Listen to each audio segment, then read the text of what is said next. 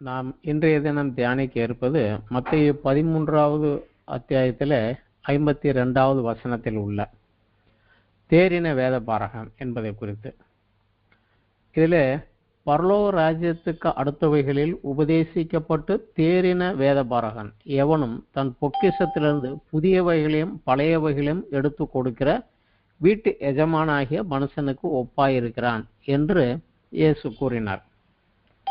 இந்த வார்த்தையை அவர் கூறுவதற்கு முன்பதாக தம்மை சுற்றி கூடி வந்த ஜனங்களிடத்திலும் விசேஷமாக தன்னை பின்பற்றி வந்த அந்த சீசர்களிடத்திலும் பரலோக ராஜ்யத்துக்கு அடுத்த வகைகளை குறித்து அநேக உவமைகளிலே அவர்களுக்கு விளக்கி உவமைகளாக போதித்து காண்பித்தார். அவைகளெல்லாம் சொல்லி முடித்து விட்டுத்தான் கடைசியாக இதில் 13வது 51வது வசனத்தில் இப்படியாக கேட்கிறார். பின்பு இயேசு அவர்களை நோக்கி இவைகளை எல்லாம் அறிந்து கொண்டீர்களா என்று கேட்டார். அதாவது நான் சொன்னதெல்லாம் புரிஞ்சுக்கிட்டீங்களா அப்படின்னு கேட்டார். அதற்கு அவர்களும் ஆம் அறிந்து கொண்டோம் ஆண்டவரே அப்படின்னு சொல்றாங்க. அதை தொடர்ந்து தான் இவர் சொல்றாரு, அப்ப பரலோக ராஜ்யத்துக்கு அடுத்த வகைகளிலே உபதேசிக்கப்பட்டு தேறின எந்த வேத பாரகனும்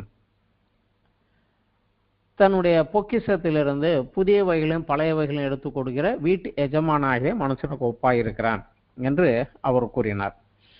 இதுல விசேஷமாக பார்த்தா அந்த மத்தேயு 13வது அத்தியாயத்துல மட்டுமே பரலோக ராஜ்யத்தை குறித்து அநேக விசேஷங்களை வெவ்வேறு கோணங்களில் இயேசு கிறிஸ்து 7 உவமைகள் கூறியுள்ளார்.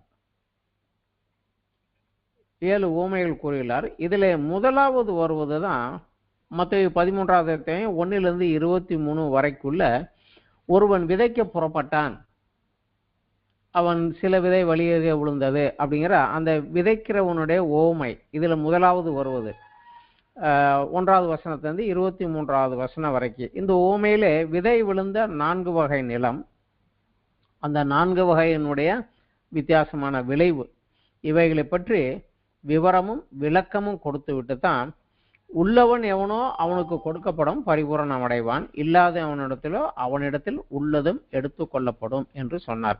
இந்த ஓமையை குறித்து நம்ம சென்ற வாரத்துல தியானிச்சிட்டோம். அதனால இந்த வாரம் அதை தொடர்ந்து உள்ள மீதி உள்ள 6 ஓமைகளிலே அவர் எதை குறித்து சொன்னார் அப்படிங்கிறத நம்ம பார்க்கலாம். இதுல மத்தேயு 13வது அத்தியாயத்திலே 24வது வசனத்திலிருந்து 30வது வசனம் வரைக்கும் களைகளை பற்றிய ஒரு உவமையை அவர் சொல்லுகிறார். அதற்கப்புறம் 31 32 2 வசனங்களிலே கடுகு விதையை குறித்து ஒரு உவமையை சொல்லுகிறார். அதுக்கப்புறம் 33வது வசனத்திலே புளித்த மாவை குறித்து ஒரு உவமையாக சொல்லுகிறார்.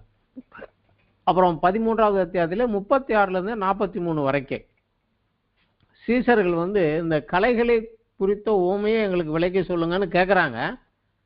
அப்போ அவங்களுக்கு அந்த களைகளை குறித்த ஓமையினுடைய விளக்கம் 24வது வசனத்து 30வது வசனம் வரை கூறிய அந்த ஓமைக்கு விளக்கம் 36லிருந்து 43 வரைக்கும் அவர் கொடுக்கிறார். அதற்கப்புறம் 13வது அத்தியாயத்தில் 44வது வசனத்தில் நிலத்திலே புதைந்து இருக்கக்கூடிய ஒரு பொக்கிஷம் அதை குறித்து சொல்லுகிறாரு.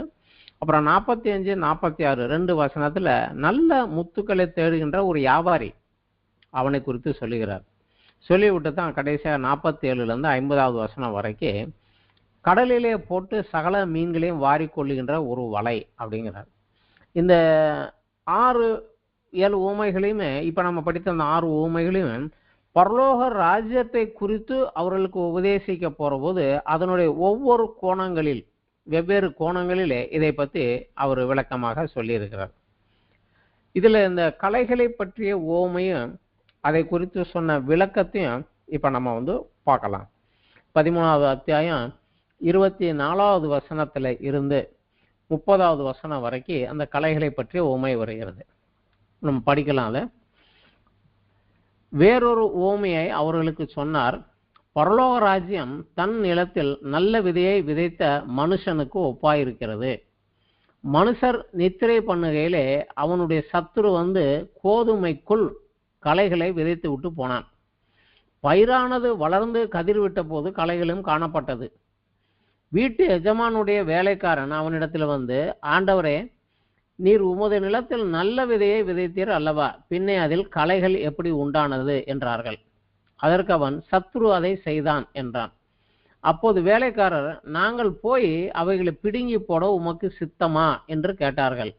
அதற்கு அவன், வேண்டாம், களைகளை பிடுங்கும் போது நீங்கள் கோதுமையும் கூட வேரோடு பிடுங்காதபடி இரண்டையும் அறுப்பு மட்டும் வளர விடுங்கள். அறுப்பு காலத்திலே நான் அறுக்கிறவர்கள் நோக்கி, முதலாவது களைகளை பிடுங்கி அவைகளை சுட்டெரிக்கிறதுக்கு கட்டுகளாக கட்டுங்கள், கோதுமையையோ என் களஞ்சியத்தில் சேர்த்து வையுங்கள் என்பேன் என்று சொன்னான். அதுதான் அந்த ஓமை.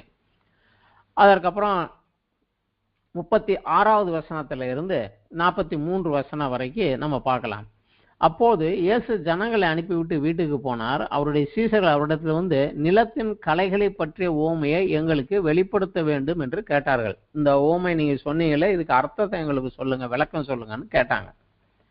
இதுதான் நம்ம சென்ற வாரத்துல பார்த்தது. வாஞ்சையும் விருப்பமும் உள்ளவனேவனோ அவனுக்கு மேலும் மேலும் கொடுக்கப்படும். இதுல அவங்க கேட்டதுக்கு அவர் விளக்கம் சொல்லுகிறார். அவர் பிரதியுத்தரமாக, நல்ல விதையை விதைக்கிறவன் மனுஷகுமாரன், நிலம் உலகம், நல்ல விதை ராஜ்யத்தின் புத்திரர், களைகள் பொல்லாங்கனுடைய புத்திரர், அவைகளை விதைக்கிற சத்துரு பிசாசு, அறுப்பு உலகத்தின் முடிவு, அறுக்கிறவர்கள் தேவதூதர்கள். ஆகையால் களைகளை சேர்த்து அக்கினில் சுட்டு எரிக்கிறது போல இவ்வுலகத்தின் முடிவிலே நடக்கும்.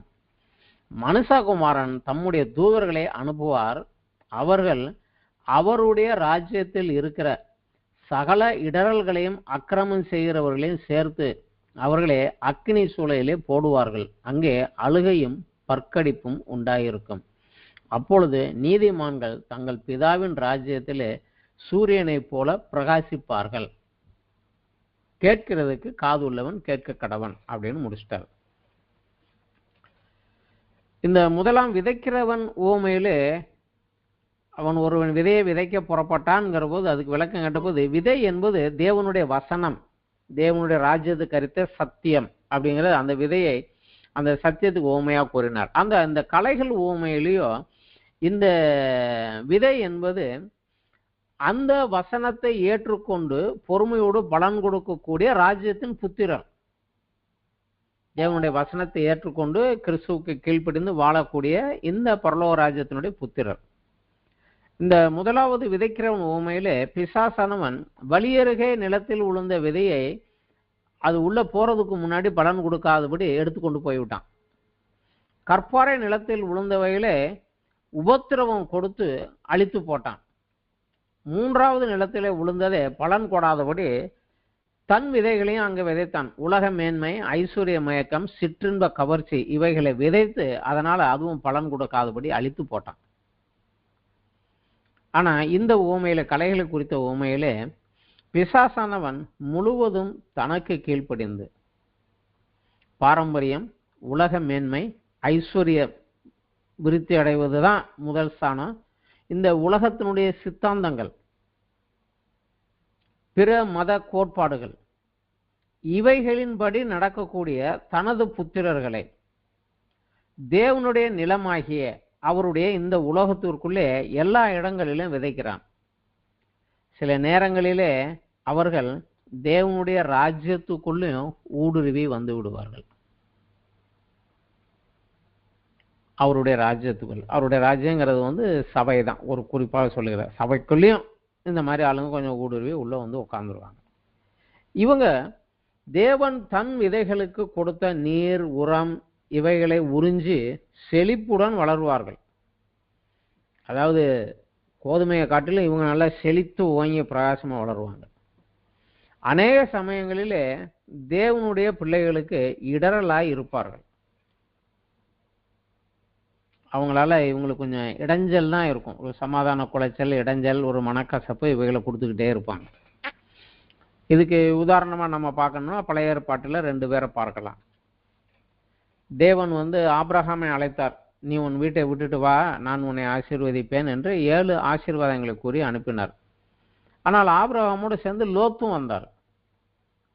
லோத்து அவருடைய அண்ணனுடைய பையன், சின்ன பிள்ளை தான், அவரும் கூட வந்தார். ஆனா ஆபிரகாமை ஆசீர்வதித்த போது லோத்தும் ஆசீர்வதிக்கப்பட்டு 2 பேரும் ஈக்குவலா பெருகின போது லோத்துடைய வேலைக்காரருக்கும் ஆபிரகாம் வேலைக்காரரும் சண்டை வந்தது. அப்ப ஆபிரகாம் கேட்கிறாரு, நம்ம சகோதரர்கள் நமக்குள்ள சண்டை வேண்டாம்ப்பா, நீ வடக்க போனா நான் தெற்க போறேன், நீ கிழக்க போனா மேற்க போறேன்.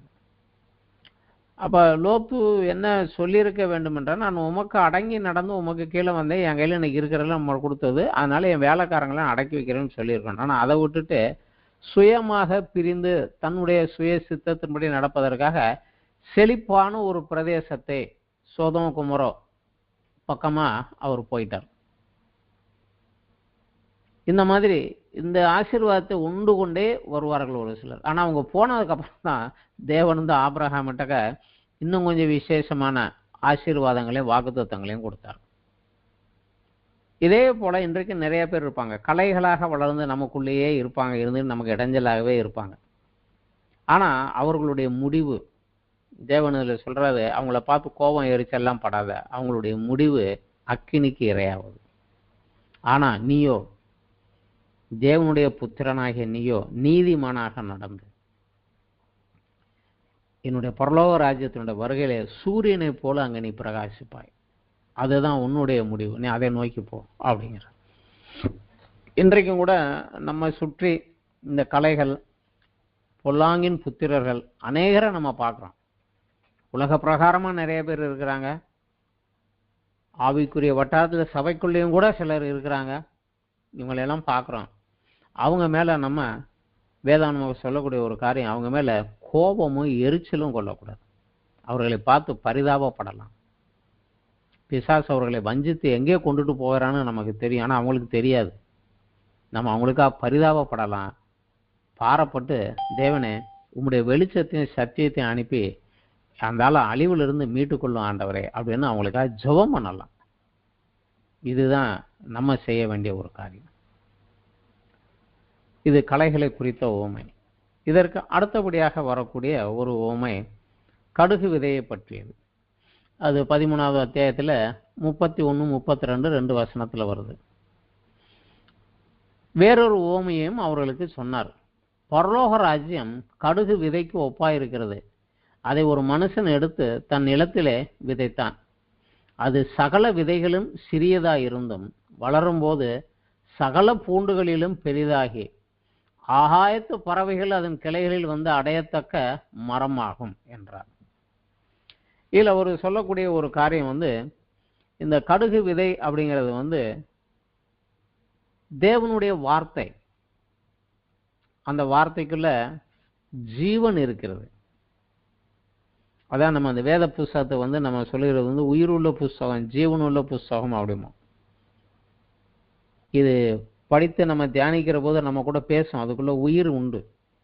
அதே போல தேவன் பேசின ஒவ்வொரு வார்த்தைகளுக்குள்ளேயும் ஜீவன் உண்டு, உயிர் உண்டு. அதான் சொல்றாரு, நான் சொன்ன இந்த ஒரு வார்த்தை, இந்த ஒரு சத்தியத்தை, அது ஒரு சின்னதாக கூட இருக்கலாம், எடுத்து ஒரு மனிதன் தன் இருதயத்துக்குள்ள அவன் உள்ள ஆழமாக வைத்து பொறுமையோடு அந்த சத்தியத்துக்கு ஏற்றபடி அவன் கிரியை புரிந்து வாழ்ந்து வர தன்னை ஒப்பு கொடுக்கிற போது அந்த அளவில சிறியது தான் கடுகு விதை. ஆனா அதுக்குள்ள இருந்த அந்த ஜீவன் அது வளர்ந்து மிகப்பெரிய மரமாக மாறி இப்பூ விலைகளே அநேகருக்கு ஆசீர்வாதமாக இருக்கும். ஆகாயத்து பறவைகள் வந்து அதன் கிளைகளில் வந்து அடையத்தக்கதாக, தங்கி கூடு கட்டி குடியிருக்கிறத்தக்கதாக அவன் அவ்வளவு பெருசா வாங்கிறது போல அநேகர் அவனுடைய அடைக்கலத்துல வந்து நின்று பரலோக ஆசீர்வாதத்தையும் பூலோக ஆசீர்வாதத்தையும் பெற்றுக்கொள்ளத்தக்கதாக அவன் விருத்தி அடைந்து வருவான் அப்படிங்கிறார். இதை நம்ம எல்லாருக்கும் தெரிஞ்ச ஒரு வசனம் தான். ஏசாயா 55 ஏசாயா தீர்க்கதரிசி மூலமாக ஆண்டவர் இந்த ஒரு காரியத்தை சொல்லுகிறார். ஏசாயா 55 10, 11 வருஷத்துல, மாரியும் உறைந்த மலையும் வானத்திலிருந்து இறங்கி அவ்விடத்திற்கு திரும்பாமல் பூமியை நனைத்து அதில் முளை கிளம்பி விளையும்படி செய்து விதைக்கிறவனுக்கு விதையையும் புசிக்கிறவனுக்கு ஆகாரத்தையும் கொடுக்கிறது எப்படியோ அப்படியே என் வாயிலிருந்து புறப்படும் வசனமும் இருக்கும். அது வெறுமையாய் என்னிடத்திற்கு திரும்பாமல் அது நான் விரும்புகிறதை செய்து நான் அதை அனுப்பின காரியமாகும்படி வாய்க்கும். அதனாலதான் வேதத்தை நம்ம பர்சனலா தியானிக்கின்ற நேரங்களிலே தேவன் நம்மளோடு என்ன பேசுகிறார் என்பதை நம்ம கேட்க கொஞ்சம் அவளோட தேவனே என்னோட பேசும் என்று சொல்லி வேதத்தை வாசிக்கணும். அநேக நேரங்களில் நம்மை குறித்த தேவனுடைய திட்டத்தையும் நமக்குரிய வழிநடத்துதலையும் இந்த வசனத்தை நாம் தியானிக்கின்ற போது அதன் மூலமாக நம்ம பெற்றுக்கொள்வோம். அந்த தேவனிடத்துல இந்த வார்த்தை அது என்ன சொல்லுச்சோ அதை செஞ்சுட்டு தான் போகும். அது நம்ம காரியத்தை வாய்க்கு பண்ணிவிட்டு தான் வெளியே வரும்.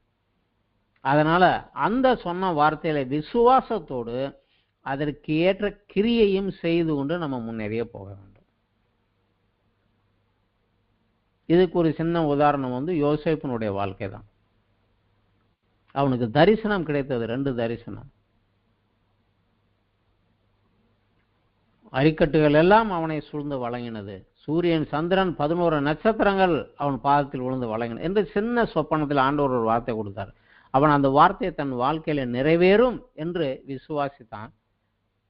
ஆனால் சூழ்நிலைகள் அதுக்கு விரோதமாகத்தான் நடந்தது. ஆனால் முடிவிலே அந்த வசனம் அவன் வாழ்க்கையில நிறைவேறியது.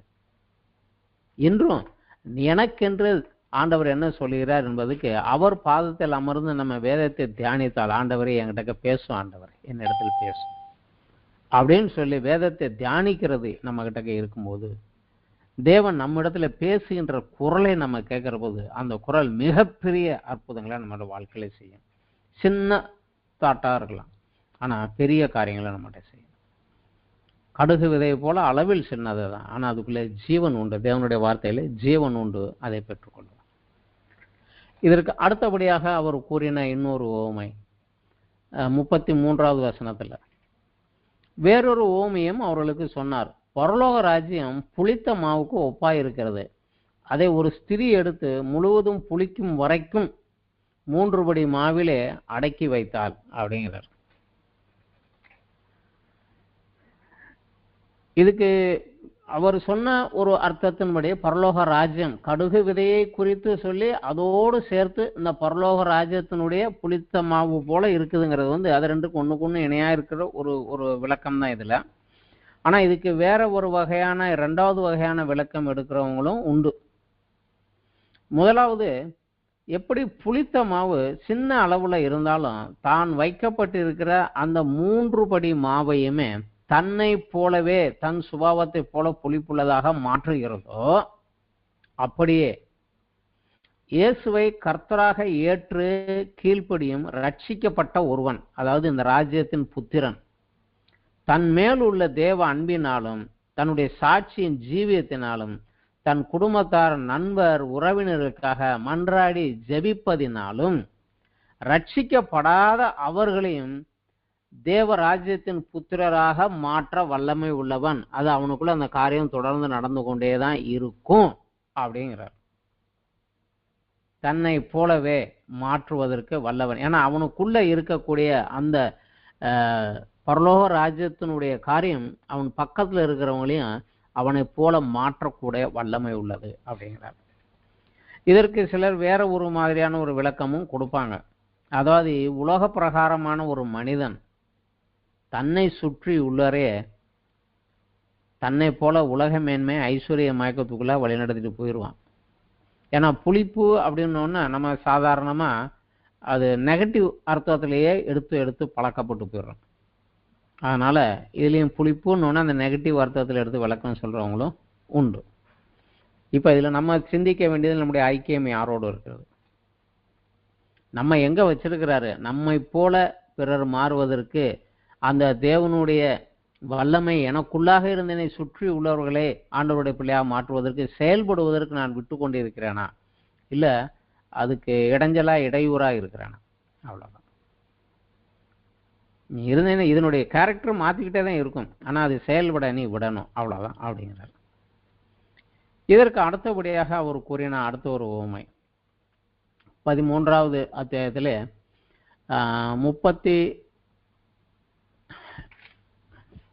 34வது வசனத்துல 44வது வசனம் 13வது அத்தியாயத்திலே 44வது வசனம். அன்றியும் பரலோக ராஜ்யம் நிலத்தில் புதைந்திருக்கிற பொக்கிஷத்துக்கு ஒப்பாயிருக்கிறது. அதை ஒரு மனுஷன் கண்டு மறைத்து அதை பற்றிய சந்தோஷத்தினாலே போய் தனக்கு உண்டான எல்லாவற்றையும் விற்று அந்த நிலத்தை கொள்ளுகிறான் அப்படின்னாரு. ஸோ இந்த பரலோக ராஜ்யத்தினுடைய ஐஸ்வர்யம், அதனுடைய மேன்மை ஒரு நிலத்துக்குள்ள மறைந்து இருக்கக்கூடிய ஒரு பொக்கிஷத்துக்கு ஒப்பா இருக்குது. அதனுடைய விலை மதிப்பு என்ன, அதனுடைய வேல்யூ என்ன, எவ்வளவு இருக்குது, அதுல என்னென்ன கிடைக்குங்கிறதெல்லாம் தெரியாது. ஆனா ஒன்னே ஒண்ணு தெரியும், அது விலை மதிப்பு இல்லாத ஒண்ணு அங்க மறைந்து இருக்கிறது, இந்த பூமியிலே மண்ணுக்கு கீழாக மறைந்து இருக்கிறது அப்படிங்கிறது தெரிய வருது. அத கண்ட உடனடியே ஒரு மனிதன் என்ன பண்ணுகிறான், அந்த பொக்கிஷத்தை தான் எடுக்க வேண்டும் என்றால் அந்த பொக்கிஷம் இருக்கக்கூடிய நிலத்தை தாம் பேருக்கு மாற்றணுங்கிறதுக்காக தனக்கு இருந்த வீடு வாசல் சொத்து எல்லாவற்றையும் விற்று அந்த நிலத்தை விலை கிரயமாக்கி எடுத்துக்கொள்கிறான். இப்பொழுது அந்த நிலம் மட்டும் கிடையாது, அந்த நிலத்துக்குள்ளே மறைந்திருந்த அந்த பொக்கிஷமும் அவனுக்கு சொந்தமாக்கி விட்டது. லீகலாக ரைட்டாகவே அதை எடுக்கக்கூடிய ஒருவனாக அவன் இப்பொழுது அங்கே வந்துட்டான். இந்த ஒரு விஷயத்துல வந்து சொல்கிறாரு, பரலோக ராஜ்யத்தினுடைய மேன்மை, அதனுடைய ஐஸ்வர்யம், அதனுடைய ஆசீர்வாதம் விலை மதிப்பிட முடியாது. அதை நம்ம அறிந்து கொள்ளவோ புரிந்து கொள்ளவோ முடியாது, அப்பேற்பட்டது அது. அதை அடைவதற்காக இந்த பூமியிலே எனக்கென்று இருக்கக்கூடிய எதுவாக இருந்தாலும் அதை இழந்தோ இல்லை அதை விற்றோ அதை கொண்டோ இதை அடைந்து கொள், அதை விட்டுறாத. பரலோக ராஜ்யத்தின் பிரவேசம் அப்பேற்பட்டது தான். அதற்காக பூமிக்குரிய எதை வேணாலும் நீ இழந்து கொள்ளலாம், எதை வேணாலும் வித்தாவது நீ அதை உனக்கு சொந்தமாக்கி கொள் அப்படிங்கிறத மறைமுகமாக சொல்கிறார். மத்தேயு 16வது அத்தியாயத்தில் கூட 26வது வசனத்தில் இயேசு கிறிஸ்து இதை வேற ஒரு மாதிரியாக சொல்கிறார். ஒரு மனுஷன் உலகம் முழுவதையும் ஆதாயப்படுத்தி கொண்டானாலும் தன் ஜீவனை நஷ்டப்படுத்தினாலும் அவனுக்கு லாபம் என்ன? இந்த முழு உலகத்தை கூட அவன் விலைக்கு வாங்கிட்டானாலும் கூட அவன் மரிக்கிற போது ரட்சிக்கப்படாதவனா இருந்து அவன் நரகத்துக்கு போய் சேரணும்னா இவ்வளவே சம்பாதித்தும் அவனுக்கு பிரயோஜனம் என்ன? இதையெல்லாம் கொடுத்தாவது அவன் ஆத்ம ரட்சிப்பை அவன் பெற்றுக்கொள்வது இதை விட மிகப்பெரிய முக்கியமானது அப்படிங்கிறது. அதே போல மத்தேயு 19வது அத்தியாயத்திலும் 21வது வசனத்தில் நம்ம ஒரு காரியத்தை நம்ம பார்க்கலாம். அங்க ஒரு ஐஸ்வர்யவான் வாலிபன் ஒருவன் வந்து நித்திய ஜீவனில் பிரவேசிக்க நான் என்ன செய்ய வேணும்னு கேட்கறான். அதுக்கு அவர் சில காரியங்களை சொல்லுகிறார், கற்பனைகளை கை கொள்ளுங்கிறாரு. நான் சின்ன பிள்ளையிலேருந்து கை கொள்கிறேனே அப்படிங்கிறான். உண்டு, ஆனா நீ பூரண சர்க்குணனாய் இருக்க விரும்பினால் உனக்கு உண்டானவைகளை விற்று தரித்திரர் கொடு, அப்பொழுது பரலோகத்திலே உனக்கு பொக்கிஷம் உண்டாயிருக்கும். இங்க பணக்காரன் தான், அங்க இல்லை, அதை சேரு. அதோட மட்டும் விடாத, என்னை பின்பற்றி வா, நான் சொன்னதை கேட்டு என்னை பின்பற்றி வா, நான் சொன்னதை கேட்டு நட வா அப்படிங்கிறாரு. ஆனா அவன் ஐஸ்வர்யத்தை இழக்க மனசு இல்லாம திரும்பி போய்விட்டான், வருத்தத்தோடு திரும்பி போயிட்டான். அவ்வளவுதான் வேதம் முடியுது. ஜிம் எலியட் அப்படிங்கிற ஒரு தேவ மனிதன் இருந்தார். சவுத் அமெரிக்காவில் உள்ள ஒரு ஆதிவாசி இன மக்களை ஆண்டவருக்குள்ள சுவிசேஷம் அறிவிக்கணுங்கிறதுக்காக அந்த நாகரிகம் இல்லாத அந்த காலத்தில் அந்த பகுதிக்குள்ள யாரும் போகாத ஒரு பகுதிக்குள்ள அவர் உள்ளே இறங்கி போய் சுவிசேஷத்தை அறிவிக்க போய் அவர்களால் கொலை செய்யப்பட்டு மரித்தார். அதோட விடல, அதற்கு பின்னாடி அவருடைய மனைவி மற்றவர்களும் அங்கேயே போய் தங்கி இருந்து சுவிசேஷத்தை அறிவித்து ஆண்டவர்கள் கொண்டு வந்தாங்க. அந்த ஜிம் எலியட்டுங்கிற மனிதன் தன்னுடைய வாழ்க்கையில் ஒரே ஒரு வார்த்தையை சொன்னார். இன்றைக்கும் எல்லார் இடத்துலையும் பார்க்க, இழக்கக்கூடாத ஒன்றை அடைவதற்காக வைத்து கொள்ள முடியாததை இழக்கிறவன் முட்டாள் அல்ல அப்படின்னார். பரலோக ராஜ்யத்தினுடைய மேன்மை, அந்த பிரவேசம், அதனுடைய ஆசீர்வாதம் எந்த மனிதனும் இழக்கக்கூடாத ஒரு காரியம். ஆனா அதை அடைந்து கொள்வதற்காக பூமியில எனக்கென்று இருக்கிறது எதுவுமே நித்தியம் வரைக்கும் என் கூட வராது, அதை நான் வச்சு என் பொறுப்புலையே எந்நேரம் வைத்திருக்க முடியாது, என் ஆளுகையிலேயே வைத்திருக்க முடியாது. அதனால இதை இழந்தாவது அதை பெற்றுக்கொள் என்ற பூமிக்குரிய ஆசீர்வாதம் என் கேட்டில் நிரந்தரமா நான் வச்சிருக்கவே முடியாது, இதை இழந்துரு, அதை பெற்றுக்கொள். அதைத்தான் அவர் சொன்னாரு, இழக்கக்கூடாத ஒன்றை அடைவதற்காக வைத்து கொள்ள முடியாததை இழக்கிறவன் முட்டாள் அல்ல அப்படின்னாரு. இந்த ஓமையோடு சேர்ந்தது தான் அடுத்து நல் முத்தை தேடுகின்ற ஒரு வியாபாரி. இதுலயும் அவர் அந்த ஒரு சொல்கிறாரு 45-46 வசனங்கள்ல. மேலும் பரலோக ராஜ்யம் நல்ல முத்துக்களை தேடுகிற வியாபாரிக்கு ஒப்பாயிருக்கிறது. அவன் விலை உயர்ந்த ஒரு முத்தை கண்டு போய் தனக்கு உண்டான எல்லாவற்றையும் விற்று அதை கொள்ளுகிறான் அப்படின்னாரு. ஸோ பரலோக ராஜ்யத்துக்குள்ள பிரவேசிக்கணுங்கிறவன் இந்த நல்ல முத்தை தேடுகிற வியாபாரியை போல நீயும் செயல்படு, நீயும் முன்னாடி போ, தேடு, அதை கண்டு கொண்டாயானால் இங்கதான் இருக்குது, இதனுடைய விலை அதிகம் அப்படின்னு கண்டு கொண்டாயானால் பூமிக்குரிய உன் காரியங்கள் எல்லாத்தையும் விற்றாவது அதை பெற்றுக்கொள் அப்படின்னு சொல்லி அவனுக்கு ஒரு ஆலோசனை சொல்லுகிறார். கடைசியாக ஒரு ஓமையை கூறி முடிக்கிறார். 47 இருந்து 50வது வசனம் வரைக்கும் கடலிலே போட்டு வாரிக்கொள்கிற சகலவித மீன்களையும் வாரிக்கொள்கிற ஒரு வலைக்கு ஒப்புங்கிறார். 47 இருந்து 50 வரைக்கும் படிக்கலாம். அன்றியும் பரலோக ராஜ்யம் கடலிலே போடப்பட்டு சகலவிதமான மீன்களையும் சேர்த்து வாரிக்கொள்ளும் வலைக்கு ஒப்பாய் இருக்கிறது. அது நிறைந்த போது அதை கரையிலே இழுத்து உட்கார்ந்து நல்லவைகளே கூடைகளிலே சேர்த்து ஆகாதவைகளை எரிந்து போடுவார்கள். இப்படியே உலகத்தின் முடிவிலே நடக்கும். தேவ தூதர்கள் புறப்பட்டு நீதிமான்களின் நடுவிலிருந்து பொல்லாதவர்களை பிரித்து அவர்களை அக்கினி சூளையிலே போடுவார்கள். அங்கே அழுகையும் பற்கடிப்பும் உண்டாயிருக்கும் அப்படின்னாரு. இந்த கலைகளை பற்றிய ஓமையில் அவர் சொன்னது இதுதான். அறுக்கிறவர்கள் தேவதூதர்கள், அவங்க அவருடைய ராஜ்யத்துக்குள்ளே, அதாவது இயேசு கிறிஸ்துவனுடைய ராஜ்யத்துக்குள்ளே, இன்றைக்கு பூமியிலே அவருடைய ஆளுகை செய்யக்கூடிய இந்த ராஜ்யத்துக்குள்ளே, அவருடைய சபைக்குள்ளே இருக்கக்கூடிய இடரல் பண்ணுகிறவர்களே அப்படின்னு அங்க சொன்னார். இங்கே உலகத்தின் முடிவிலே தேவதூதர்கள் புறப்பட்டு நீதிமான்களின் நடுவிலே இருக்கிற பொல்லாதவர்களை பிரித்து அவர்களே அக்கினி சூளையிலே போடுவார்கள். அங்கே அழுகையும் பற்கடிப்பும் உண்டாயிருக்குங்கிறார். ஸோ பரலோக ராஜ்யத்தினுடைய பிரவேசம் சபைக்கு வந்தேன், உக்காந்தேன், நான் கம்யூனியன் எடுத்தேன், காணிக்க போடுறேங்கிறவன் எல்லாருக்கும் அது கிடைக்கிறது இல்லை. அதற்கு தகுதியாக ஆசைப்படுகிறவன், விரும்புகிறவன் எல்லாருக்கும் அந்த பிரவேசம் கிடையாது. அதற்கு தகுதி உள்ளவனாக, நீதிமானாக, கிறிஸ்துவுக்கு கீழ்ப்படுகிறவனாக, இன்று அவருக்கு பலன் கொடுக்கக்கூடிய ஒருவன் இருந்தான்னா தான் அவன் அங்கே போக முடியும். அந்த பரலோக ராஜ்யத்தின் பிரவேசம் என்பது ஒரு பரிசோதனைக்கு முன்பாக வருகிறது. எந்த ஒரு ஃபேக்டரியில் இருந்தாலும், எந்த ஒரு பொருள் செஞ்சாலும் கடைசியா ஒரு குவாலிட்டி கண்ட்ரோல்னு வச்சு செக் பண்ணுவாங்க. செக், டெஸ்டட், ஓகே அப்படின்னு சீல் குத்துனதுக்கு அப்புறம் தான் அது வெளியே மார்க்கெட்டு போகும். அதே போல பரலோக ராஜ்யத்துல இந்த நம்மளுடைய பூமிக்குரிய வாழ்க்கையும் நம்மளை ஒரு செக்கிங்குள்ளே தான் கொண்டுட்டு போகும். மேலே வர்றபோது அவன் தேவனுடைய சித்தத்தை கேட்டு அவருக்கு பயனுள்ளதாக அவர் சொன்ன காரியத்தை செய்து இருந்தானால் அவன் பிரவேசம் அங்கே கிடைக்கும். அது தகுதி உள்ளவனுக்கு தான்.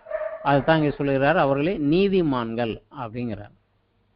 இன்றைக்கு என்னுடைய சிந்தை, சொல், செயல் இம்மூன்றுமே பரிசோதிக்கப்படும். தகுதி உள்ளவனுக்கு மட்டும்தான் பரலோக ராஜ்யத்தின் பிரவேசம் கிடைக்கும். விரும்புகிறவன், ஆசைப்படுறவன் எல்லாருக்கும் கிடைக்காது. I have to be fit my self. இப்ப இனிமே கிடையாது. இப்ப நம்மை தகுதி உள்ளவர்களாக மாற்றிக்கொண்டே போகணும். தோற்று போனால் முடிவு அக்னியும் அழுகையும் பற்கடிப்பும் தான். இதெல்லாம் கூறிட்டு தான் கடைசியாக ஒரு வார்த்தை கேட்கிறார் 51வது வசனத்துல. இவைகள் எல்லாம் அறிந்து கொண்டீர்களா அப்படின்னு கேட்கிறாரு. அதற்கு அவர்கள் ஆம் அறிந்து கொண்டோம் ஆண்டவரே அப்படிங்கிறார். அப்பதான் அவர் சொல்லுகிறாரு, இப்படி இருக்கிறபடியால், ஸோ பரலோக ராஜ்யத்தினுடைய பிரவேசத்தினுடைய காரியங்கள் எல்லாம் இப்படி இருக்கிறபடியால் பரலோக ராஜ்யத்துக்கு அடுத்தவைகளில் உபதேசிக்கப்பட்டு தேறின வேதபாரகன் எவனும் தன் பொக்கிஷத்திலிருந்து புதியவைகளும் பழையவைகளும் எடுத்து கொடுக்கிற வீட்டஜமான ஆகிய மனுஷனுக்கு ஒப்பாயிருக்கிறான் என்று சொல்லி முடித்தார். இன்றைக்கும் இந்த பரலோக ராஜ்யத்துக்குரிய காரியங்கள், அதனுடைய ஐஸ்வர்யம் என்ன, மேன்மை என்ன, அதை அடைவதற்கு என்ன செய்ய வேண்டும், இதில் தேவன் நமக்கு எந்த விதத்தில் உதவுகிறார், கிறிஸ்து எந்த விதத்தில் நம்ம உதவுகிறார், ஆவியானவர் எந்த விதத்தில் பலன் கொடுக்கிறார், இந்த காரியங்களை எல்லாம் நம்ம கற்று தேறிக்கொண்டால் இந்த வளர்கிறவர்களுக்கு இதை நாம் உபதேசிக்க வேண்டும். இதை உபதேசிக்க போற போது இந்த வேதத்தினுடைய வார்த்தைகளே, இந்த ராஜ்யத்துக்குரிய காரியங்களை கற்று தேறின எவனோ, அதை பயிற்சி செய்கின்ற வேத பாரகன் எவனோ, பழைய ஏற்பாட்டிலே, அதாவது பழையதையும் புதியதையும் எடுத்து கொடுக்கிற வீட்டு எஜமான்கிறார். பழைய ஏற்பாட்டிலே தேவன் தீர்க்கதரிசிகள் மூலம் வெளிப்படுத்தின பழைய சத்தியங்களையும், புதிய ஏற்பாட்டிலே தேவன் இயேசு கிறிஸ்து மூலம் வெளிப்படுத்தின புதிய சத்தியங்களையும் எடுத்து பிறருக்கு போதிக்கிறவனாய் இருப்பான் அப்படின்னு சொல்றார். ஏன்னா இயேசு கிறிஸ்து இந்த ஊமையில சொல்லுகிற போது பழைய ஏற்பாட்டுக்கும் புதிய ஏற்பாட்டுக்கும் இடையில தான் நிற்கிறார். நியாயப்பிரமாணத்தின் காலத்தின் முடிவாகவும் கிருபையின் யுகத்துக்கு ஆரம்பமாகவும் நிற்கிறார். அதனால தான் சொல்றாரு, பழசையும் இனி வரக்கூடிய புதியதையும் எடுத்து நீ பிறருக்கு போதிக்க வேண்டும் அப்படிங்கிறார்.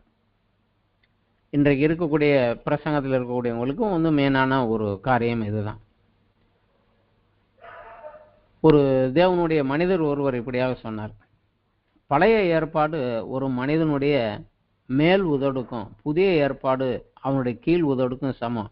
இரண்டும் சேர்ந்து இயங்கினால்தான் வார்த்தைகளை தெளிவாக உச்சரிக்க முடியும் அப்படிங்கிறார். இந்த புதிய ஏற்பாட்டிலே இயேசு கிறிஸ்து இந்த ஊமையிலே 13வது அத்தியாயத்திலே அவர் இந்த பரலோக ராஜ்யத்து குறித்த ஊமைகளை கூறுகிற போது 2 குறிப்புகளை அங்கங்கே கொடுத்திருக்கிறார். அது 13வது அத்தியாயத்தில் 11வது வசனத்துல பார்க்கலாம். 10வது வசனத்துல சீசர்கள் கேட்குறாங்க, ஏன் ஊமைகளாக பேசுகிறீர்கள்னு. அப்ப சொல்றாரு, பரலோக ராஜ்யத்தின் ரகசியங்களை அருளும்படி உங்களுக்கு அருளப்பட்டது, அவர்களுக்கோ அருளப்படவில்லை. இது வாஞ்சி உள்ளவனுக்கு, விருப்பம் உள்ளவனுக்கு, இது என்னன்னு கேட்டு வந்து வர்றவனுக்கு தான் கிடைக்கும், எல்லாருக்கும் கிடைக்காதுங்கிறார். அதே போல 17வது வசனத்துல இன்னொரு குறிப்பு கொடுக்கிறார், அநேக தீர்க்கதரிசிகளும் நீதிமான்களும் நீங்கள் காண்கிறவைகளை காணவும் நீங்கள் கேட்கிறவைகளை கேட்கவும் விரும்பியும் காணாமலும் கேளாமலும் போனார்கள் என்று மெய்யாகவே உங்களுக்கு சொல்லுகிறேன். பழைய ஏற்பாட்டு பரிசுத்தவான்கள் அநேகருக்கு புதிய ஏற்பாட்டினுடைய சத்தியங்கள், பரலோக ராஜ்யத்தினுடைய ஆசீர்வாதங்கள் அவர்களுக்கு கிடைக்கல. நம்ம தான் இருக்கிறதுலே சந்ததிகளிலே மிக மிக ஆசீர்வாதம் பெற்றவர்கள். அவ்வளவுக்கு அவ்வளவாக வேதத்தினுடைய காரியங்கள் எல்லாம் ஏகப்பட்ட விளக்க உரைகள், ஸ்டடி பைபிள்கள் எல்லாம் அழிந்து போய் கிடக்கிறது. அதை தேவ சமூகத்தில் உட்கார்ந்து நம்ம படித்து கேட்டு அதனுடைய வளர வேண்டும். கடைசியாக ஒரே ஒரு குறிப்பு தான், யாக்கோபு நிறுவத்தில் அதை ஆக்கியோன் நமக்கு ஒரே ஒரு ஆலோசனை சொல்லுகிறார். யாக்கோபு நிறுவத்தில் 1வது அத்தியாயத்தில் 21 இருந்து நம்ம படிக்கலாம், 26 வரைக்கும். ஆகையால் நீங்கள் எல்லாவித அழுக்கையும் கொடிய துர்க்குணத்தையும் ஒழித்து விட்டு உங்கள் உள்ளத்தில் நாட்டப்பட்டதாயும், அதை வேணா நம்ம எங்கள் உள்ளத்தில் விதைக்கப்பட்டதாயும் நம்ம எடுத்துக்கலாம். உங்கள் உள்ளத்தில் நாட்டப்பட்டதாயும் உங்கள் ஆத்துமாக்களை ரட்சிக்க வல்லமை உள்ளதுமாய் இருக்கிற வசனத்தை சாந்தமாய் ஏற்றுக்கொள்ளுங்கள். அல்லாமலும் நீங்கள் உங்களை வஞ்சியாதபடிக்கு திருவசனத்தை கேட்கிறவர்களாய் மாத்திரமல்ல, அதன்படி செய்கிறவர்களாயும் இருங்கள். எண்ணத்தினால் எனில் ஒருவன் திருவசனத்தை கேட்டும் அதன்படி செய்யாதவனானால் கண்ணாடியில் தன் சுபாவத்தை முகத்தை பார்க்கிற மனுஷனுக்கு ஒப்பாயிருப்பான். அவன் தன்னைத்தானே பார்த்து அவ்விட விட்டு போன உடனே தன் சாயல் இன்னதென்று மறந்து விடுவான். சுயாதீன பிரமாணமாகிய பூரண பிரமாணத்தை உற்று பார்த்து அதிலே நிலைத்து இருக்கிறவனே கேட்கிறதை மறக்கிறவனா இராமல் அதற்கேற்ற கிரியை செய்கிறவனாயிருந்து தன் செய்கையிலே பாக்கியவானாய் இருப்பான். இன்று நம்ம கிட்ட ஆண்டவர் எதிர்பார்க்கறது அதுதான். தியானம் பண்ணுவோம், படிப்போம், அவர் என்ன சொன்னாரோ அதை கேட்போம். நமக்கு என்னத்தை உணர்த்தினாரோ, எந்த வார்த்தையை உணர்த்தினாரோ அதை கேட்டு அதை மறந்து விடாமல் அதை அப்படியே கடைப்பிடிக்கிறவர்களாக இருந்தோம்னா அது கடுகு விதையை போல நமக்குள்ள வளர்ந்து ஒரு பெரிய மரமாக மாறி நம்மை மட்டும் இல்லை, நம்மை சுற்றி இருக்கிறவர்களும் நம்மை போல மாற்றக்கூடிய வல்லமை அந்த பரலோக ராஜ்யத்தினுடைய உபதேசத்திற்கு உண்டு. ஆண்டவருக்கு பலன் கொடுக்கிறவர்களாக, கனி கொடுக்கிறவர்களாக நம்ம மாறலாம். ஆண்டவர் வருகிற நேரம் சமீபமாயிட்டுறது. ஆனால் அவர் வருகிற போது கனியை தேடுகிறவராகத்தான் வருகிறார்.